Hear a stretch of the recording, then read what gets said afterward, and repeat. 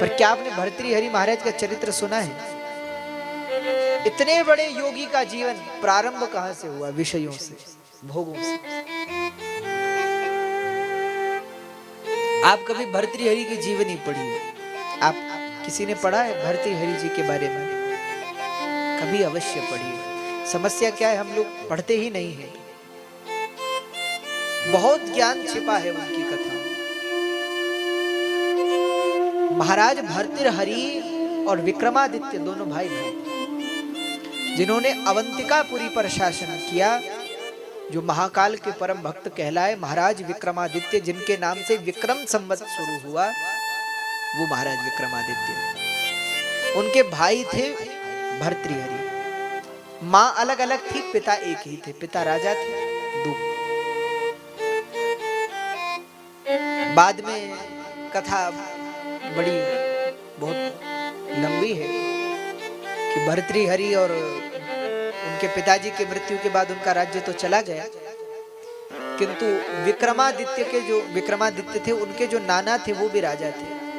तो उन्होंने उनको कोई पुत्र तो था नहीं, तो उन्होंने कहा हम अपनी बेटी के पुत्र को राजा बना देंगे। तो विक्रमादित्य को ले आए। तो उन्होंने कहा हम अकेले नहीं आएंगे, हम अपने भाई के साथ आएंगे। भले ही माँ अलग है पर ये हमारे भाई हैं। बड़ा प्रेम था दोनों। बड़े भर्तृहरि थे, छोटे विक्रमादित्य थे। तो दोनों भाई अब विक्रमादित्य के जो नाना जी थे उनके यहाँ रहने लगे। अब जब वहां रहने लगे, धीरे धीरे समय बीतने लगा, तो विक्रमादित्य जी के जो नाना थे वो वृद्ध हो गए। तो उन्होंने विक्रमादित्य से कहा कि अब हम तुमको राजा बनाएंगे, क्योंकि तुम हमारी पुत्री के पुत्र हो, तो आज से तुम यहाँ के राजा। तो विक्रमादित्य बोले हम राजा नहीं बनेंगे, ये हमारे भारत की परंपरा है। बोले भर्तृहरि मेरे बड़े भाई, उनको राजा बनाओ। बड़े भाई के होते हुए छोटा भाई सिंहासन पे बैठेगा, कैसा लगेगा? नहीं नहीं महाराज, हम सिंहासन पे नहीं बैठे। नाना जी ने बहुत समझाया, पर विक्रमादित्य माने नहीं। बोले धर्म यही कहता है कि बड़ा भाई सिंहासन पर हो और छोटा भाई उसकी सेवा करे। तो विक्रमादित्य के कहने पर भर्तृहरि को राजा बना दिया गया और विक्रमादित्य जी अपने बड़े भाई के मंत्री बन गए, उनकी सेवा करते रहे।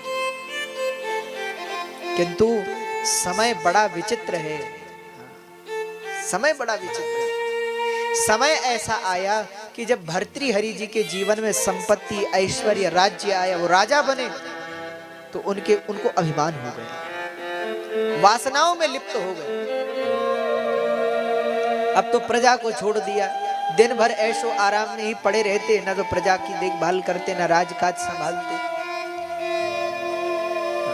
और जब लोग बड़े पद पे पहुंच जाते हैं तो प्रशंसा करने वाले बहुत हो जाते हैं। सबसे बड़े शत्रु तो वही हैं।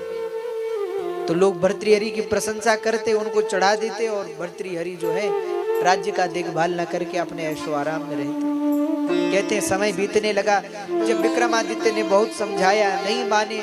महाराज आपका राज्य, जो राजा ही पतित हो जाए, विषयों में, भोगों में आसक्त हो जाए, उसका राज्य ज्यादा दिन नहीं टिकता। विक्रमादित्य ने बहुत समझाया, लेकिन भर्तृहरि ने लोगों के कहने पर क्रोध में आकर अपने भाई विक्रमादित्य को राज्य से निकलवा दिया। जिस विक्रमादित्य ने उन्हें राजा बनाया, खुद राजा नहीं बने कि हमारे बड़े भाई को राजा बना, तो भर्तृहरि ने अपने उसी भाई को राज्य से निकाल दिया।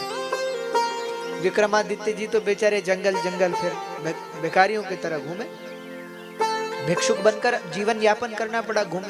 बाद में भले ही वो संपूर्ण पृथ्वी के राजा हुए महाराज विक्रमादित्य, किंतु पहले उन्होंने बहुत कष्ट देखा। अब भर्तृहरि अकेले राज्य में रहने लगे। तो भर्तृहरि के जीवन की बड़ी सुंदर घटना, जब उनको ज्ञान हुआ कि संसार बेकार है। कहते हैं भर्तृहरि जो थे, उनकी एक पत्नी थी, और भर्तृहरि अपनी पत्नी से बहुत प्रेम करते थे, बहुत प्रेम करते थे। इतना प्रेम करते थे कि राज्य भी नहीं देखते थे, प्रजा को नहीं देखते थे, सदा उसी के साथ रहते थे। एक बार एक ब्राह्मण देवता राजमहल में आए और भर्तृहरि ने उनकी बहुत सेवा की। और जब ब्राह्मण देवता जाने लगे तो भर्तृहरि को एक फल दिया। बोले भर्तृहरि को फल देकर कहा ये आयु वर्धक फल है, आप इसको पाइएगा तो आपकी आयु बढ़ेगी, आयु बढ़ाने वाला है। तो तो भर्तृहरि ने फल ले लिया, ब्राह्मण देवता विदा हो गए। भर्तृहरि ने विचार किया कि इस फल को मैं खाऊंगा मेरी उम्र बढ़ेगी, पर मैं जीकर क्या करूंगा, मेरी पत्नी खाए उसकी उम्र बढ़े। होता ही है प्रेम। तो फल लेकर के पत्नी के पास पहुंच गए और पत्नी को फल दे दिया। बोले देवी इस फल को खाने से उम्र बढ़ेगी, तुम इसे खाओ, हमारा क्या है, आप इसे लीजिए। पत्नी को फल दे दिया।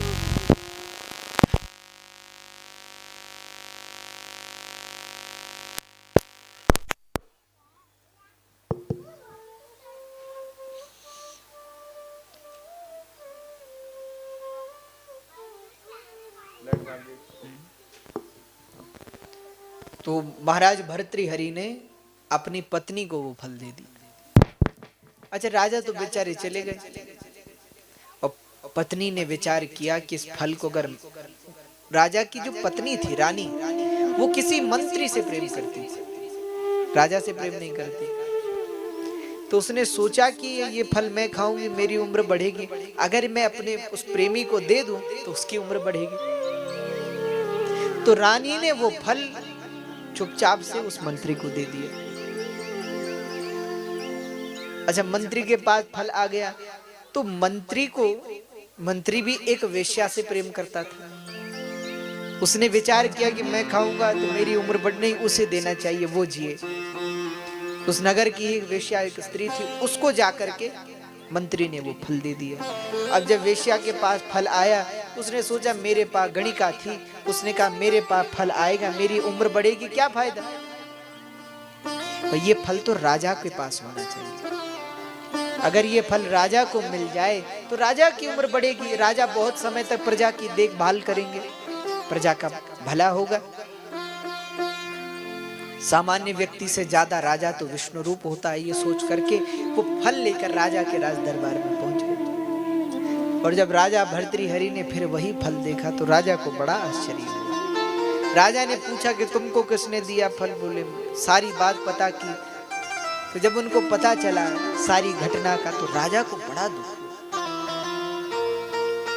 कहते हैं राजा को वैराग्य हो गया कि संसार में जो प्रेम है वो वास्तविक है ही नहीं। संसार तो स्वार्थ से ही चलता है, प्रेम से नहीं चलता है। जगत में तो स्वार्थ ही स्वार्थ है, प्रेम नहीं। प्रेम किससे होता है? शरीर से होता है, धन से होता है, संपदा से होता है, सौंदर्य से होता है। वास्तविक रूप में प्रेम नहीं होता।